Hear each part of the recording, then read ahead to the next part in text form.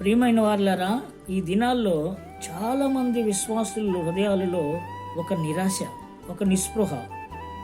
నాకు వివాహం కావటం అసాధ్యం, నాకు ఉద్యోగం రావటం అసాధ్యం, నా భార్య మార్పు చెందటం అసాధ్యం, నా భర్త రక్షించబడటం అనేది అసాధ్యం, అలాగనే నా కుమార్తె యొక్క కాపురము కట్టబడటం అసాధ్యం.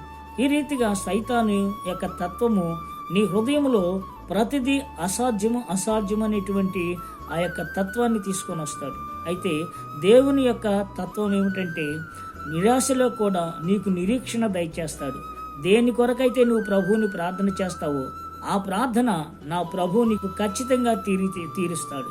అయితే మార్కు సువార్త 9:23 ఒక మాట ప్రభు సెలవిస్తారు, నమ్ముట నీ వలనైతే నమ్మువానికి సమస్తము సాధ్యమే.